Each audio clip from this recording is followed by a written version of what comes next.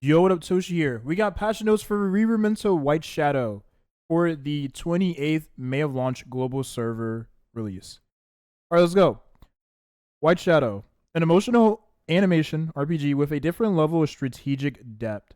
I did mention the strategic gameplay of Rememento White Shadow being pretty good or pretty decent just upon just first glance.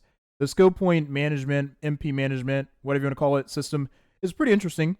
I'm actually curious to see how long is going to go. The strategic depth of it, especially when you take into consideration real-time arena in the future. But at the time of launch, it will just be static arena, unless they do have it at launch. Although I don't think they'll have RTA, real-time arena at launch. Just static arena, regular arena. All right. So, update scheduled for Wednesday, May the 28th. This is the 1.4.0 update. Wait a second. Hold on. Are we going straight into the 1.4 patch? I don't know, man. It's crazy. Like, I don't think they would ever have two different updates. It doesn't make sense for them to have two different updates. That's way too costly. So it seems like we're going to change the same pool of players as the Korea server, so players that have already been playing the game for quite a while. That is a pretty bad look. We have the weapon for the character. It looks pretty cute. All right, so we actually get the skill kit of Ivy. And this is a character we'll have at the time of launch. So tier skill, basic attack. Attacks the enemy with single time. 40%, 70% chance to reduce duration of buffs by 1 turn. Deals damage equal to percentage of attack power. Okay, so I'm not sure if I like the percentage of like 40, 70%.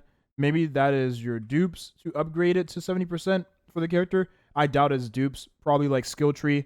Upgrading the skill tree increases the chance of reducing the duration of buffs. I'm not a fan of RNG in skills, but it is an S1, so it is an added bonus to the S1, but yeah, I'm not a fan of, RNG in a PvP game. But, you know what? Whatever.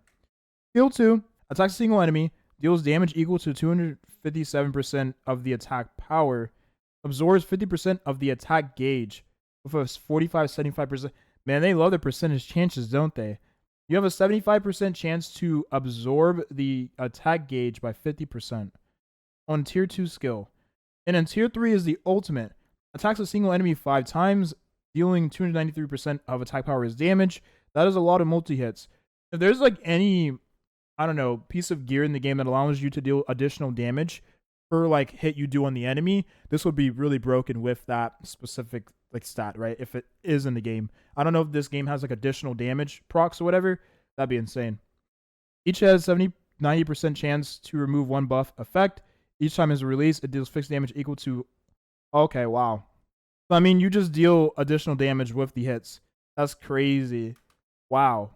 Damage taken in 1 turn does not exceed 51% of maximum health. Okay, so she has a cockroach passive. If you're familiar with cockroach passive, this is characters in Epic 7 like Tori, for instance, Surin, characters like ML Celine, Spirit Eye Celine. What this means is you cannot one-shot the character. You can kill the character with a hit and additional damage, but you can't one-shot the character with a single target, like a single attack.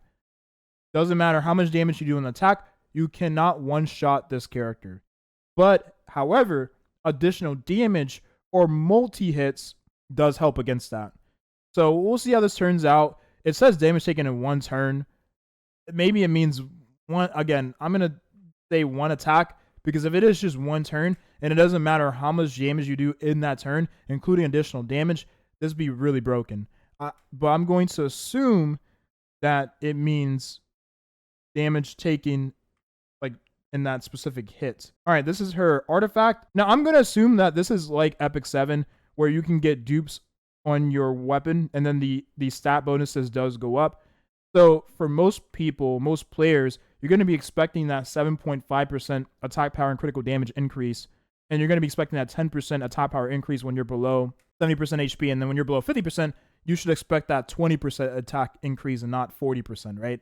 But we'll see how this turns out. It seemed like we'll do a whole breakdown of gacha, and probably in the next video, because we'll do a reroll guide after that. Man, this art looks cool though. I really like the art. The art looks really, really good. All right, so she's a DPS and not even a support character. Definitely caught me off guard here. I really thought she was going to be a support character. Oh, that's cute. Look at this. That's so adorable. This is new. Oh, this is a skin? Okay, these are skins. Cool. So it seems like they add a lot of skins. I don't know who these characters are. Definitely not a limited character, but a new released character. Not light, dark element. I don't know how often they release the light and dark characters of this game. Again, I really wish we had started off like brand new from 1.0 instead of going to 1.4. But they really, really want to push us to share the same like pool of players with the Koreas again, which is not a good look. It is kind of irritating that that is the case.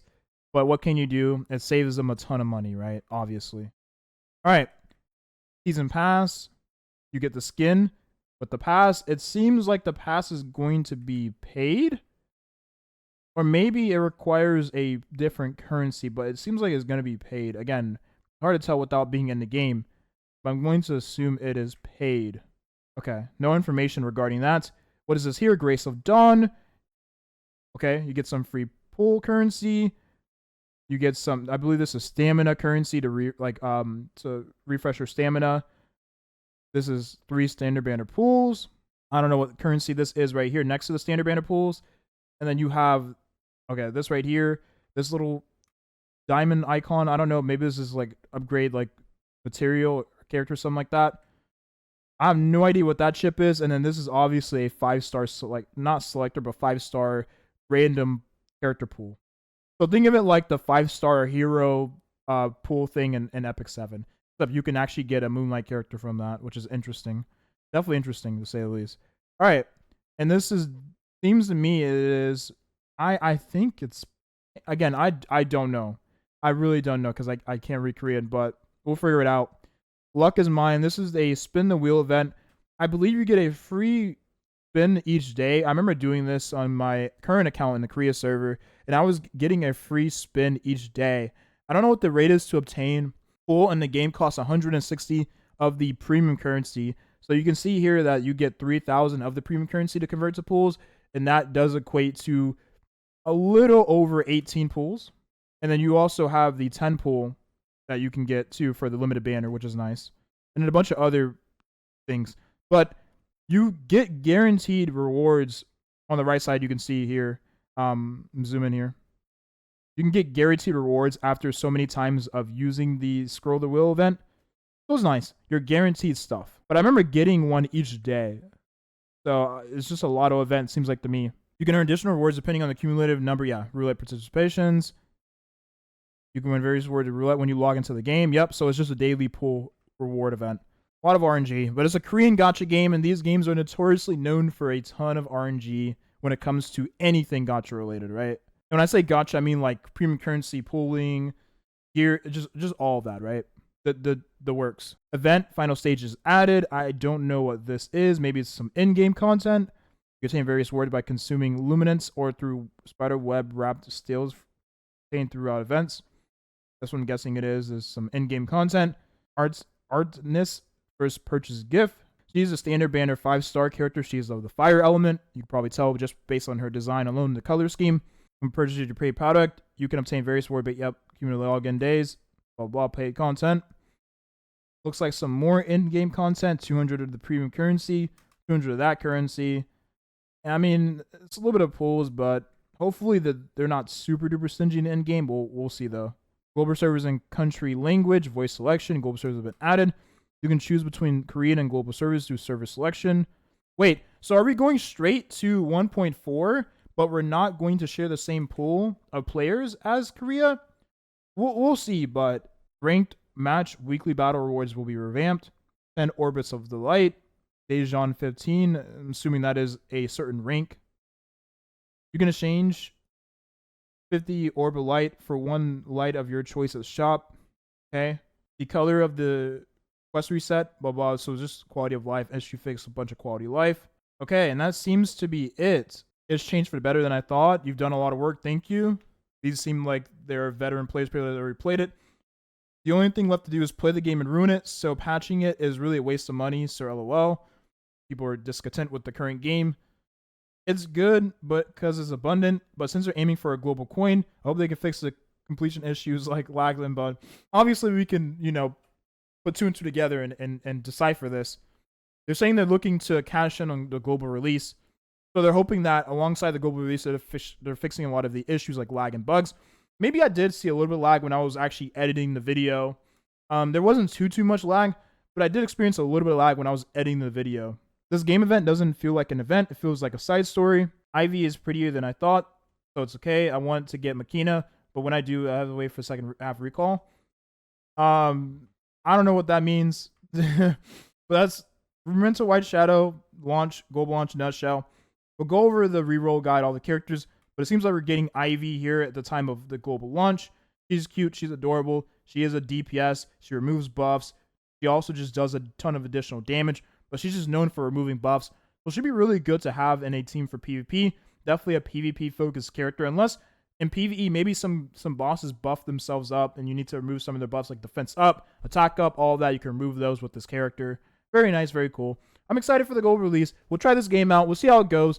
Reroll guide coming up in the coming days, probably tonight or tomorrow, depending on when I finish it and finish re-rolling in the Korea server. I'm going to be re-rolling in global server, but I do want to have, because it seems like it's just going to be straight up the same game, not any different. I do want to have the reroll guide out before we do actually get the global server.